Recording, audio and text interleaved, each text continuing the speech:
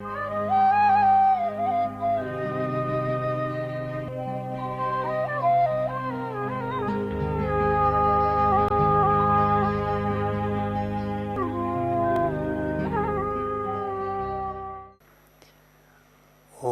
शांति। आप सभी मीठे बाप दादा के आज्ञाकारी बच्चे हैं।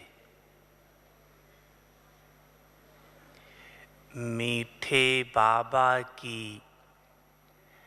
आज्ञा है, श्रीमत है, बच्चे देही अभिमानी बनो, देह का भान त्याग करो, क्योंकि अपना ज्ञान आत्मा का है, शरीर से संबंधित नहीं है, आत्मा से संबंधित है।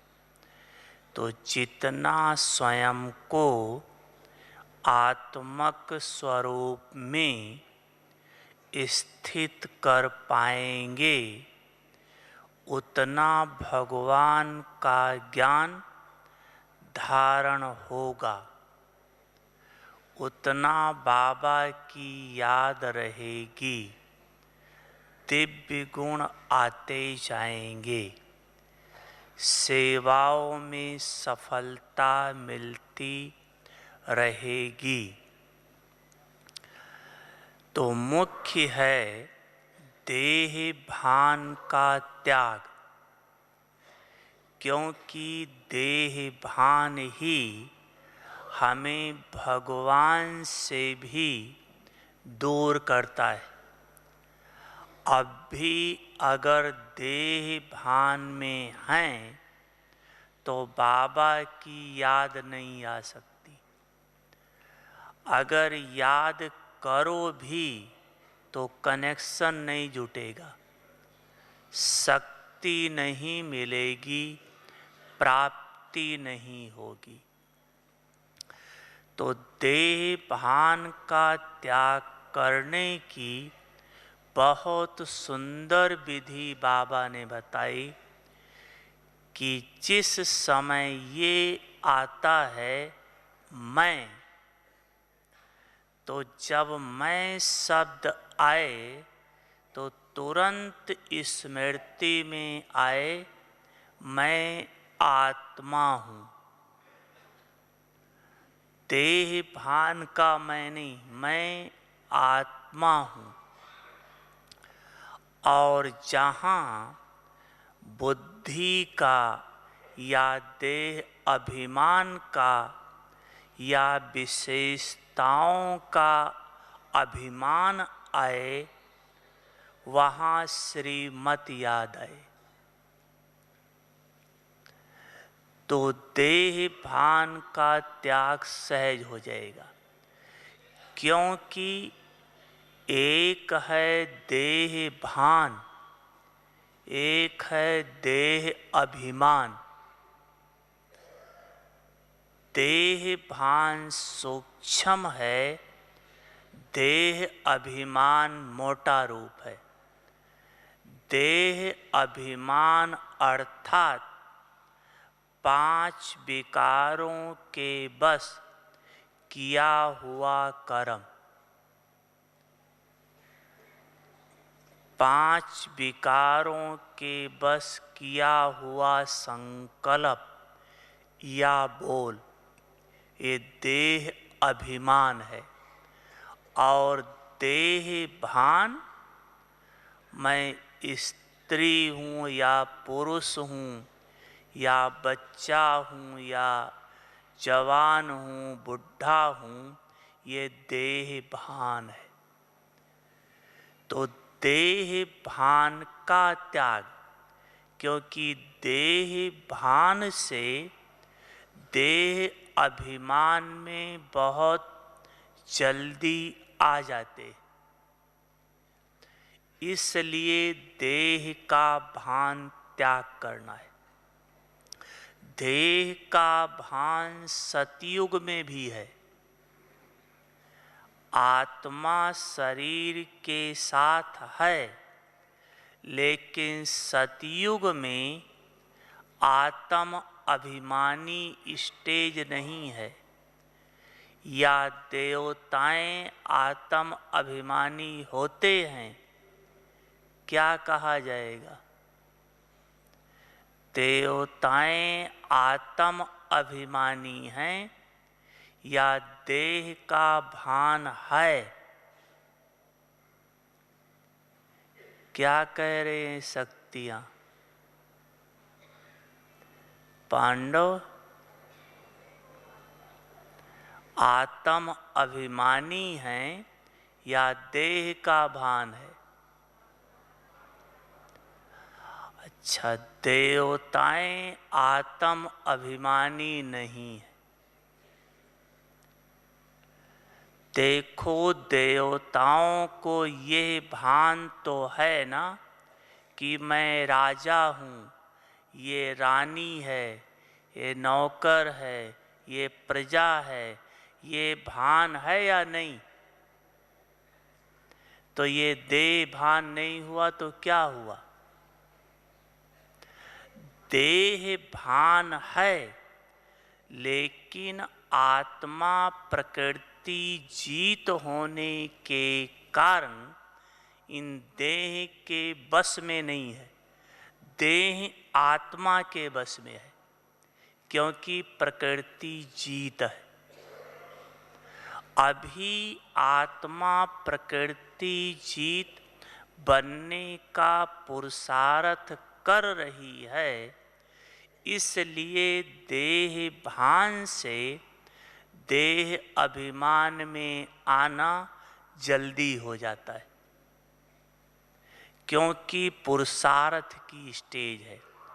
सतयुग में देवताओं को आत्मा के बारे में इतना ज्ञान है कि मैं आत्मा एक शरीर छोड़कर दूसरा लूंगी, इससे ज़्यादा ज्ञान नहीं। लेकिन प्रकृति जीत है, इसलिए इंद्रियों के बस नहीं होते, प्रकृति के बस नहीं होते। तो देह भान आने से एक सबसे पहले अभिमान आता है और अपमान फील होता है। जिसको देह भान है, ये दो बीमारी बहुत जल्दी लगती है। एक अभिमान, मेरा इंसल्ट कर दिया, मैं इतना बड़ा हूँ, मुझे जानते ही नहीं है, पहचानते ही नहीं है। यह देह भान के कारण अभिमान आता है, और जिसको अभिमान आता है उसको अपमान बहुत जल्दी फील होता है। इसलिए बाबा कहता, देह भान से मुक्त बनो। देह भान आते ही बुराइयां आना शुरू हो जाती है। सबसे पहले देह भान आया तो देह भान में मैंपन आता है। मैं 3 प्रकार का है। तो मैं छोड़ना है, एक मैं धारण करना है। जैसे बाबा कहता है, पर 3 प्रकार का है। 2 पर काटना है, एक पर धारण करना है। पर चिंतन, पर दर्शन, ये काटना है। और कल्याणकारी, पर उपकारी बनना है। ऐसे 3 प्रकार का मैं है। एक है देह अभिमान का मैं, दूसरा है दिल शिकस्त का मैं, और तीसरा है आत्मा का मैं। तीनों में मैं शब्द आता है। देह भान का मैं, दिल शिकस्त का मैं और आत्मा का मैं। जैसे देह भान का मैं आया तो देह भान का मैं आते ही 5 बुराइयां आ जाती है। वो है लगाव, टकराव, अभाव, दबाव और प्रभाव। ये 5 बुराई तुरंत आएगी। लगाव, टकराव, दबाव, अभाव और प्रभाव। ऐसे जब दिल शिकस्त का मैं आता है तो दिल शिकस्त के मैं में भी 5 कमियां आ जाती हैं।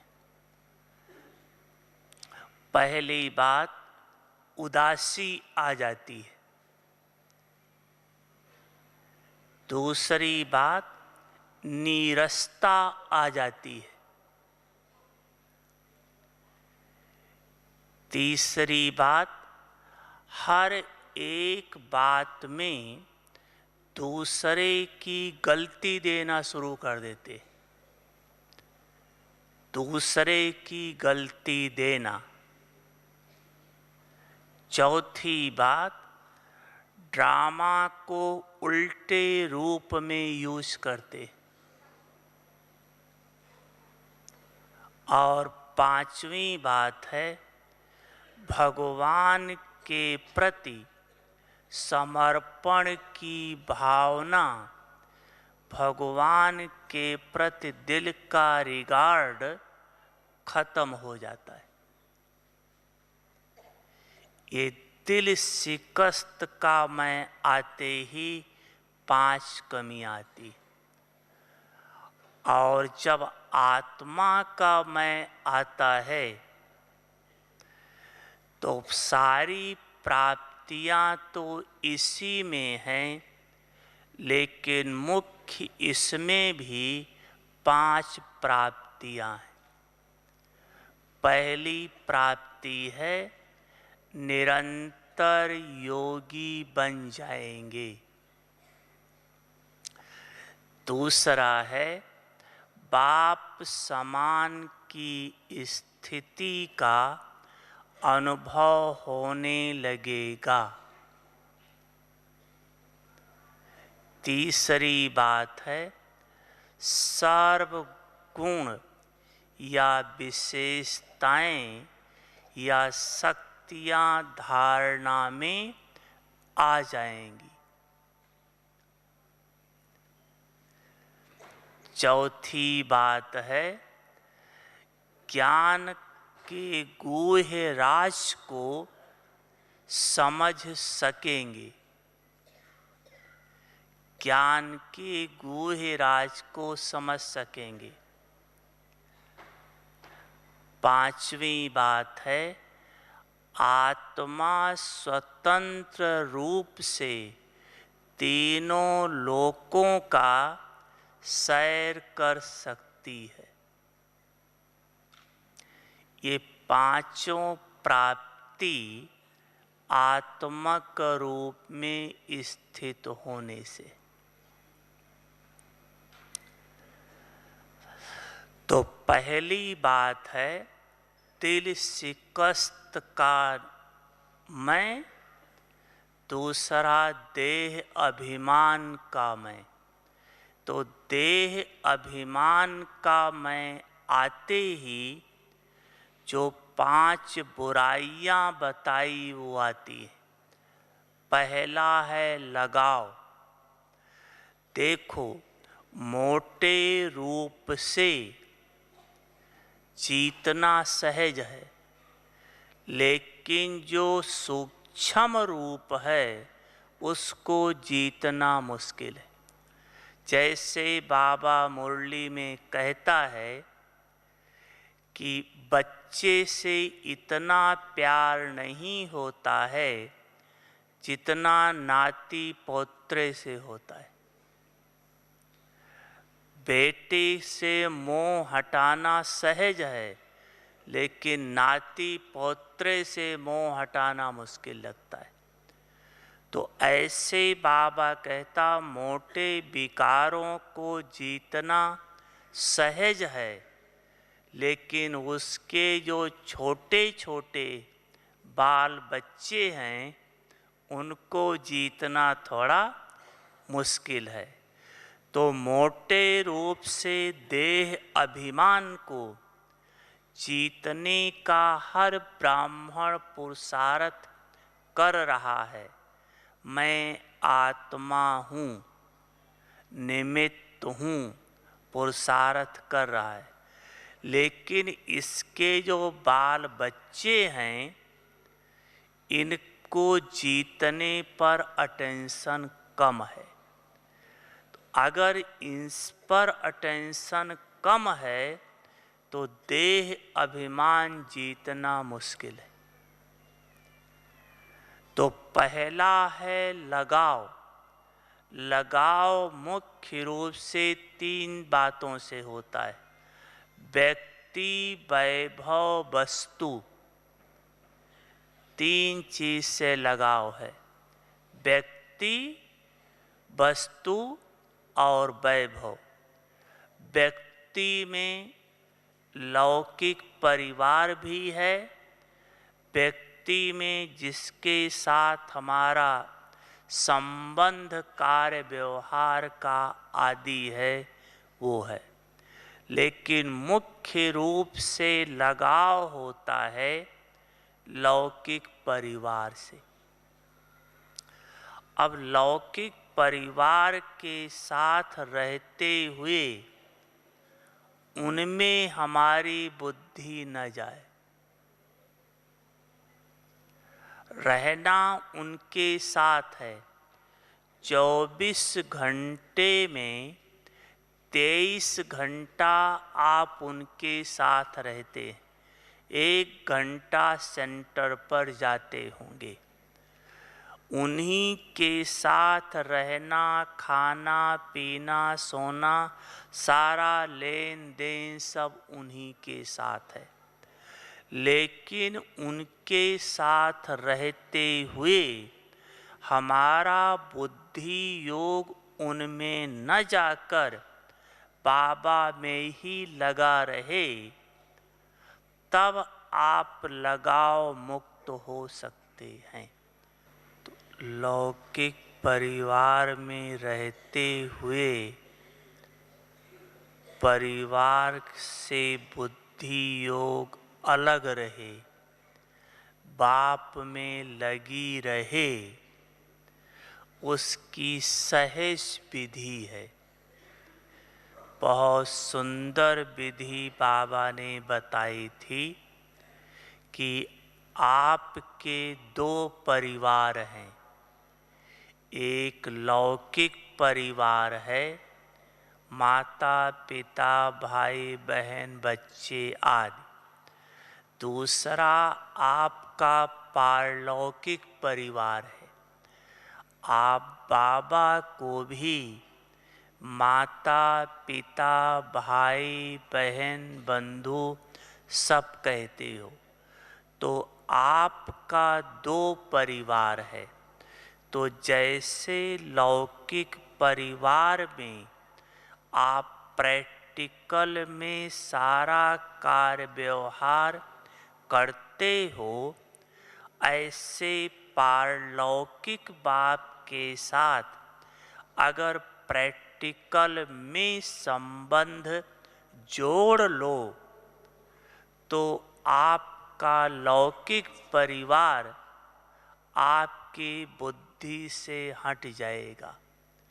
रहोगे उनके साथ, करोगे उनके साथ, लेकिन बुद्धि योग लगा रहेगा बाबा के साथ।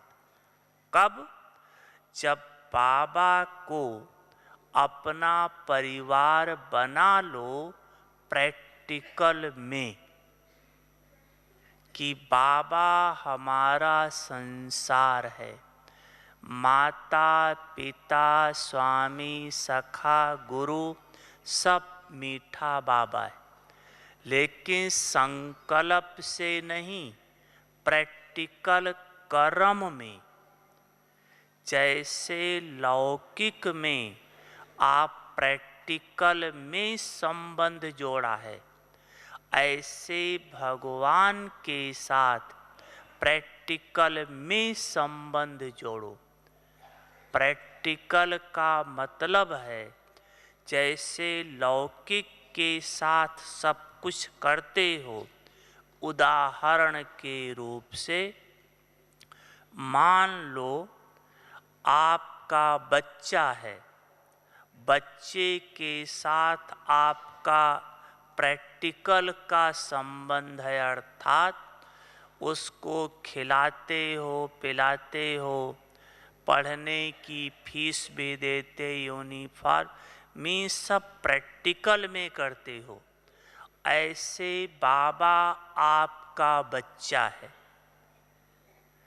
अब आप इसी प्रकार से बाबा के साथ संबंध जोड़ो। जैसे बच्चे के लिए स्कूल की फीस देते हो, तुरंत सबसे पहले बाबा हमारा बच्चा है, थोड़ा हिस्सा बाबा के लिए निकाल लो। पहले बाबा के लिए निकालो। आप ये एक करके देखो, आपको बाबा के अलावा परिवार याद आएगा ही नहीं। उदाहरण के रूप से आप लोग अभी अपने घर से बाबा के घर में आए हो, जब वापस घर जाओगे तो कुछ न कुछ यहाँ का यादगार ले जाओगे, बाजार से खरीदोगे।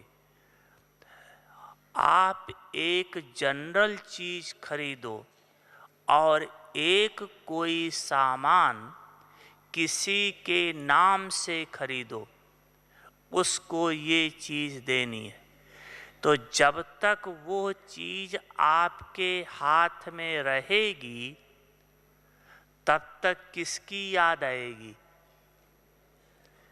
वो चीज देख देख करके उसकी याद आती रहेगी या नहीं? आएगी ना।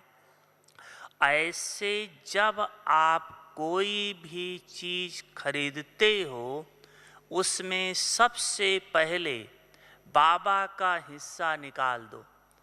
तो जब तक वो चीज, जब तक बाबा के घर में लाकर नहीं दोगे, तब तक वो चीज देख देख करके किसकी याद आएगी? है सहज विधि या नहीं है? लेकिन बाबा की याद तब आएगी जब पहले बाबा। अगर बाद में बाबा के लिए निकाला तो बाबा की याद नहीं आएगी। तो पहले बाबा। आप कोई भी चीज खरीदते हो, कुछ भी, किसी भी संबंध के आधार से पहले बाबा। ये अच्छी तरह से पक्का करो, पहले बाबा। बोलो माताएं, पहले बाबा। पांडव, पहले बाबा। पहले बाबा करते जाओ, देखो कैसे बाबा आपको पहले नंबर में ले आएगा। आप पहले बाबा, फिर बाबा कहेगा पहले बच्चे, पहले बच्चे।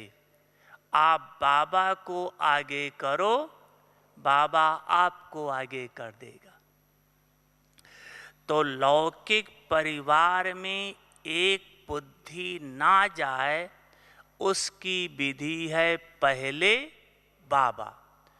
दूसरी विधि है कि लौकिक परिवार में रहते हुए हमेशा यह स्मृति रहे कि हमको बाबा ने इनके कल्याण के लिए रखा हुआ है, हम इनके कल्याण के लिए यहाँ हैं।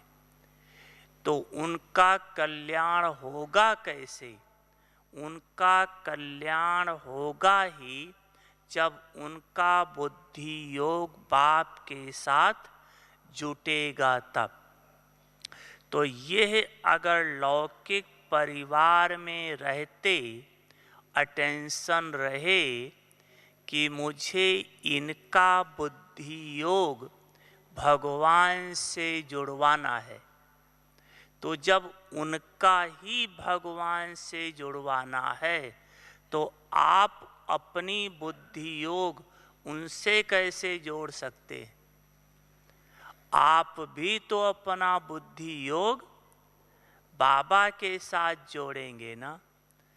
तो लौकिक परिवार से सहज बुद्धि योग हट जाएगा। दो विधि अपना के देखो, एक हम इनके कल्याण के लिए हैं, दूसरी बात पहले बाबा, सर्व संबंध से पहले बाबा। माताएं खाना बनाती हैं, आपके मन में रहता बच्चे को ये चीज़ अच्छी लगती है, बनाएं खिलाएं, जरूर बनाओ खिलाओ। लेकिन जब बना रहे हो तो ये स्मृति लाओ कि ये चीज़ हम प्यारे ते प्यारे परमात्मा के लिए बना रहे। मीठा बाबा भोग स्वीकार करेगा, फिर उस स्वीकार किए हुए भोग को हम सभी बच्चे खाएंगे। इस स्मृति से बनाओ तो खाने वाले का भी हृदय शुद्ध हो जाएगा और आपका मन भी बाबा की तरफ और खाने वाले का भी मन बाबा की तरफ स्वतः लग जाएगा। करो सब काम वही, लेकिन पहले बाबा। लौकिक बच्चे को आप देखते हो, जिस समय देखते हो उस समय मेरा बच्चा है, इस स्मृति से नहीं देखो। वो भी आत्मा है, वो भी शिव बाबा का बच्चा है। जैसे आप आत्मा हो वैसे वो भी आत्मा है और आत्मा परमात्मा की संतान है। तो इस स्मृति से देखो कि ये भी आत्मा बाबा का बच्चा है। मुझे बाबा ने माँ के रूप से निमित्त बनाया है इसकी पालना करने के लिए, निमित्त हूँ।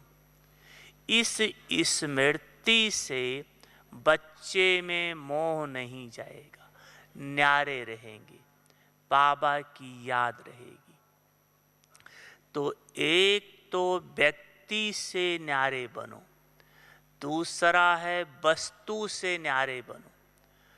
वस्तु में समझते ही हैं, वस्तु से न्यारे बनने की चीज़ खाना पीना पहनना आदि है। वस्तु से न्यारे बनने की बहुत सहज विधि एक बाबा ने बताई थी। जैसे यादगार रामायण में दिखाते हैं कि जब राम रावण को मार के अयोध्या वापस आया, राज सिंहासन पर बैठा तो सबको गिफ्ट दिया, लेकिन हनुमान जी को कुछ नहीं दिया। तो हनुमान जी को सीता जी ने अपने गले का बहुमूल्य हार उतार कर दे दिया, जो सोना चांदी हीरे जवाहरों का था। तो उस हार को लेकर के हनुमान जी एक एक नग देखते थे, फिर दांत से तोड़ते थे, फिर देखते थे, फिर फेंकते जाते थे। ऐसे जब काफ़ी नग तोड़ के फेंक दिया तो कुछ लोगों ने पूछा, हनुमान जी ये क्या कर रहे हो, क्यों इसे फेंकते जा रहे हो, हीरा मोती है। तो किसी ने कहा, बंदर क्या जाने हीरा मोती क्या होता है। तो हनुमान जी ने एक ही बात कही, ये हीरा है या मोती ये तो मैं नहीं जानता हूँ, लेकिन मैं ये देख रहा हूँ कि इसमें राम जी का फोटो कहाँ है। तो जिस चीज़ में, बहुत सुंदर बात है, जिस चीज़ में राम नहीं वो मेरे काम नहीं। बहुत अच्छी बात है, आप सब चीज़ यूज करो, लेकिन वो चीज़ यूज करने से अगर मीठे बाबा की याद आती है, उस चीज़ को यूज करने से सेवा होती है, तो ज़रूर यूज करो। अगर वो चीज़ यूज करने से बाबा की याद नहीं आई, बाबा की सेवा नहीं हुई, तो वो चीज़ आपके काम की नहीं है।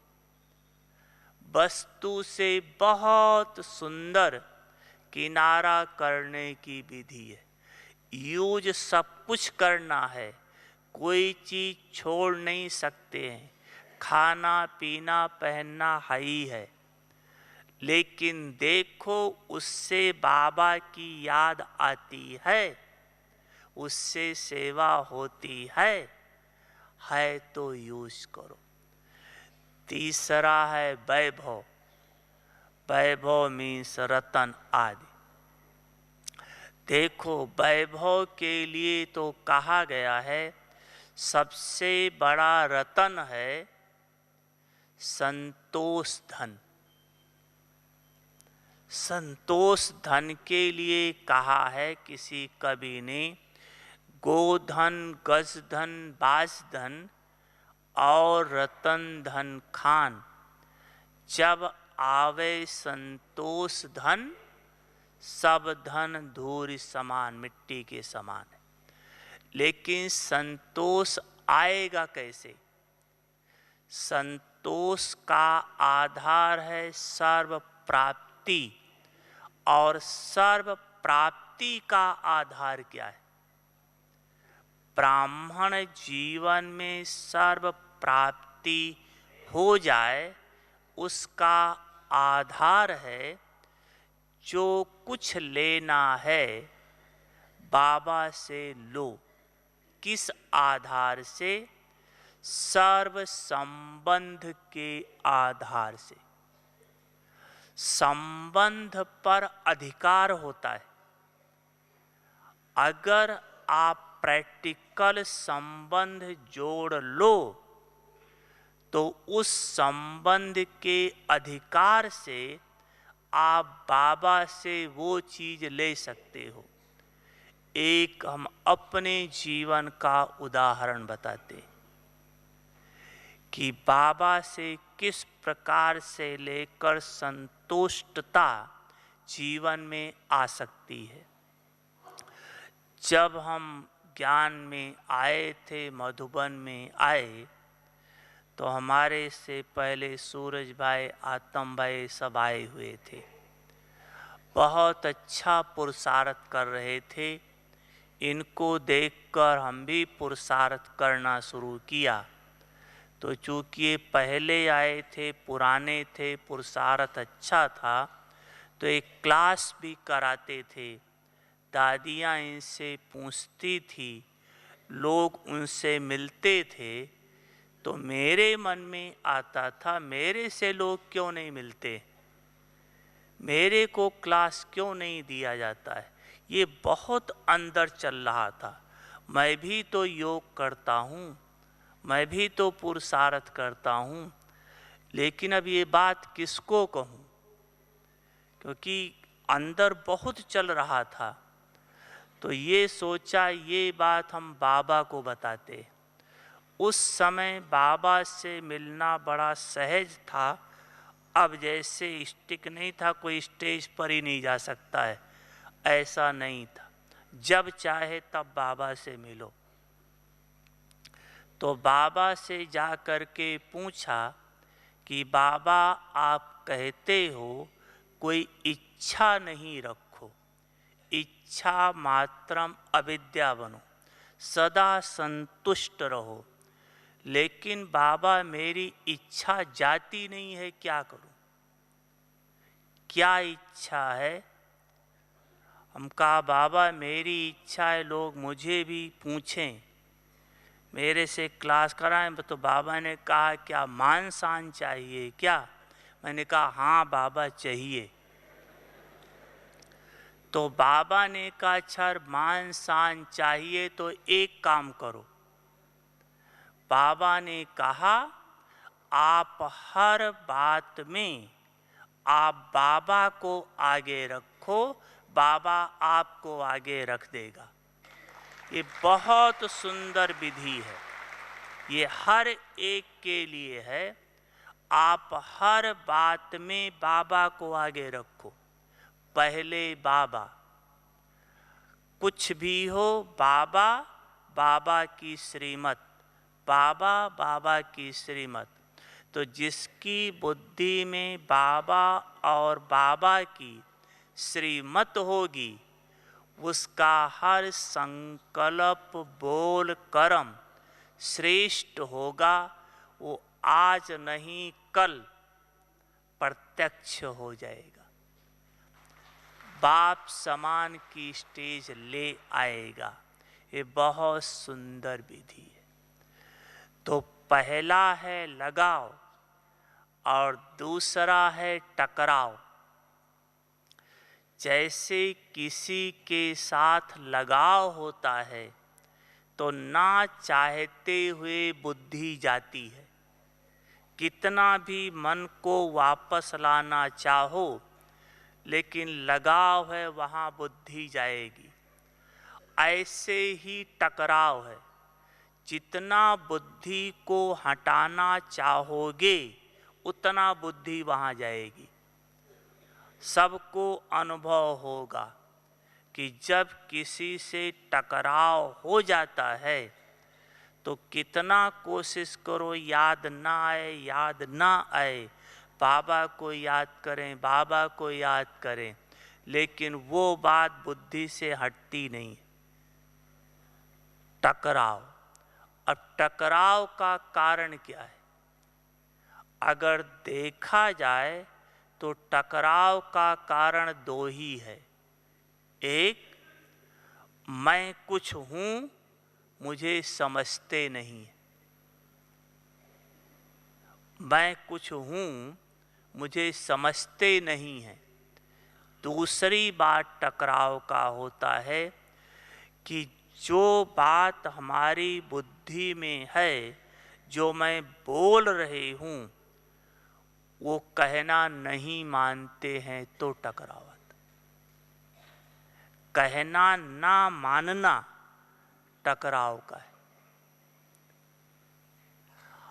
अब इस बात को थोड़ा सोचो कि आप जो कहा और आप सोचते हो मेरा कहना माने, टकराव से बचने की विधि है। थोड़ा सोचो, जो बात आप कह रहे हो, बड़े हो, समझदार हो, छोटे को कह रहे हो मान लो, और वो आपका कहना नहीं माना, कोई भी काम आपने कहा ये करो और उसने नहीं किया, तो आपके मन में आता है कि मैंने इसको कहा है, क्यों नहीं कहना मानता है, मैं बड़ा हूँ, ये हूँ, फिर क्यों नहीं कहना मानता है। अब थोड़ा सा अगर गहराई से सोचो तो अगर उसने आपका कहना नहीं माना तो दो कारण हो सकता है कि जो आप बता रहे हो करो, उसकी बुद्धि से वो बात गलत है,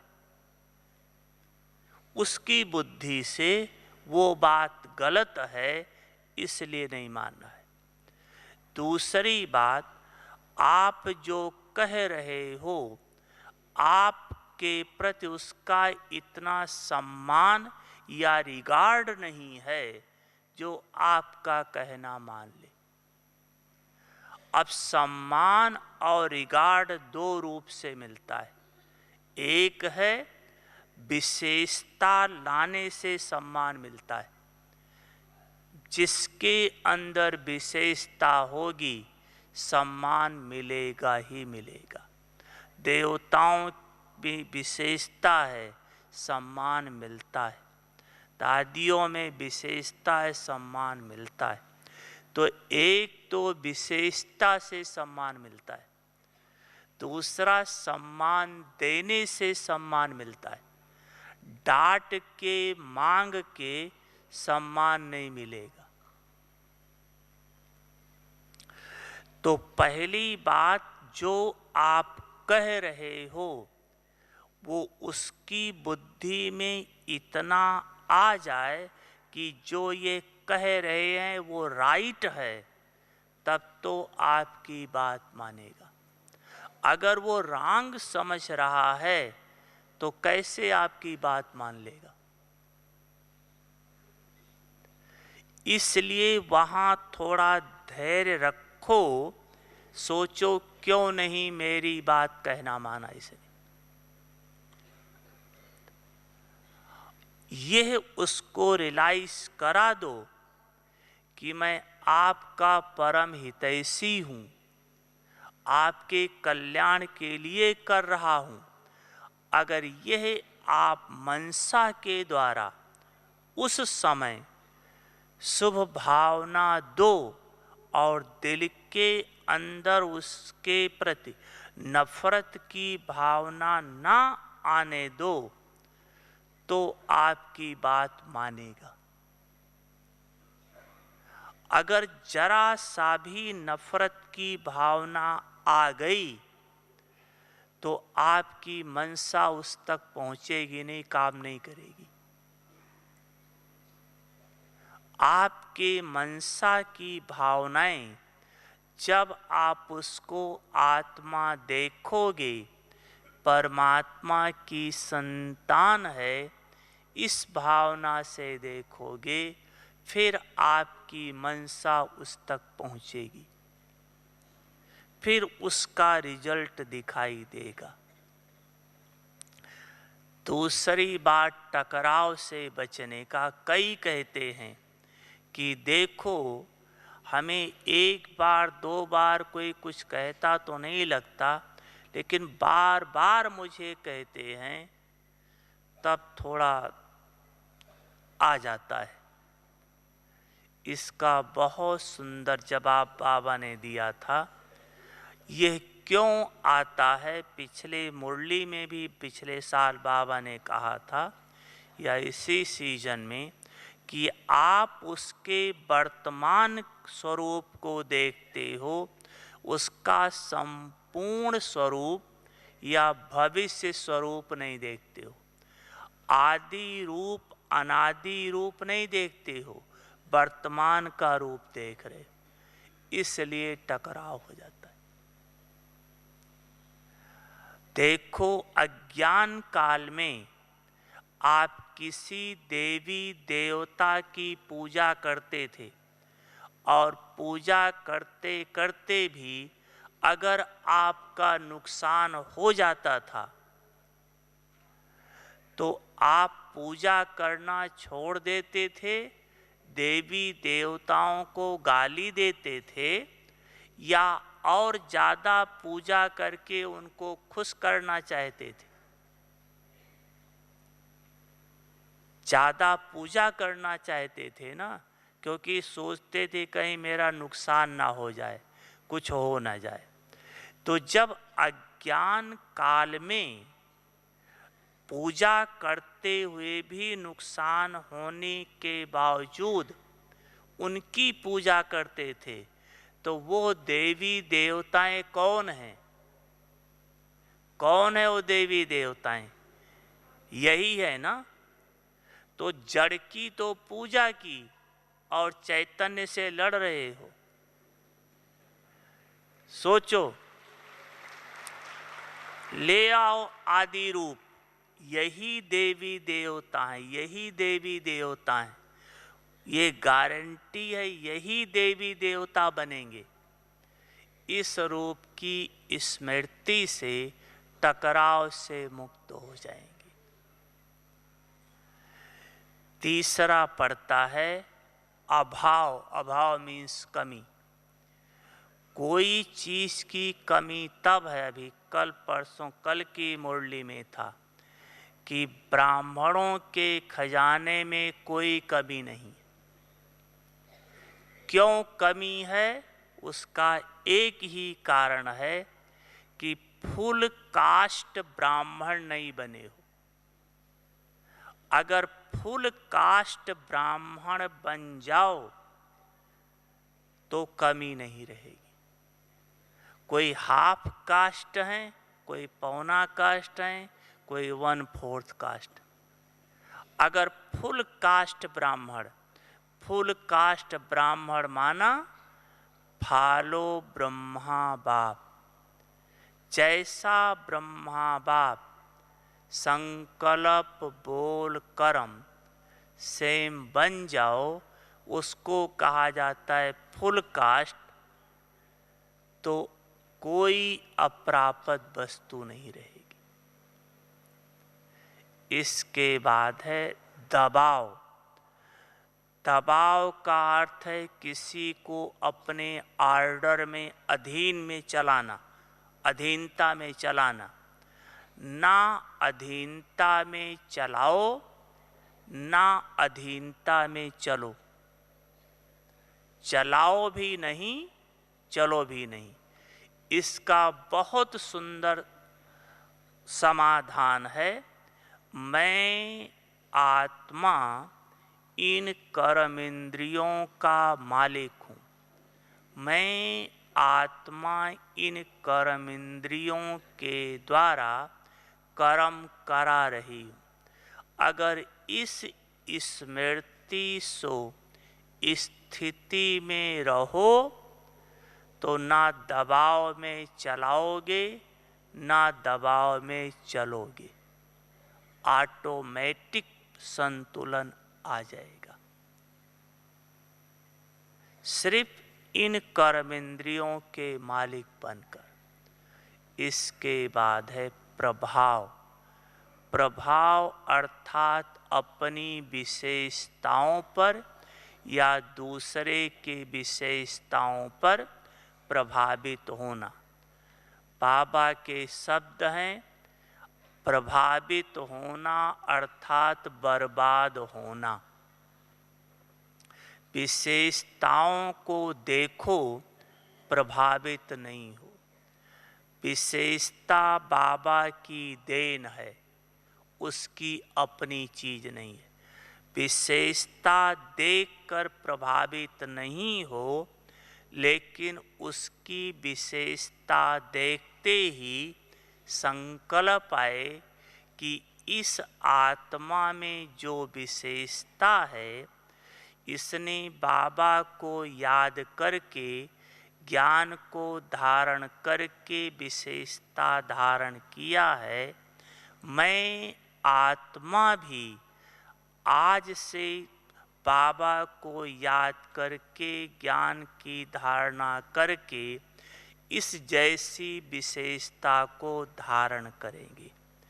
उसकी विशेषता को देखकर स्वयं विशेष आत्मा बनने का संकल्प आए, लक्ष्य आए, तो उसकी विशेषता से प्रभावित भी नहीं होंगे और उसकी विशेषता को देखकर उसको सम्मान भी देंगे, उसको महान भी समझेंगे, तो इससे न्यारे हो जाएंगे।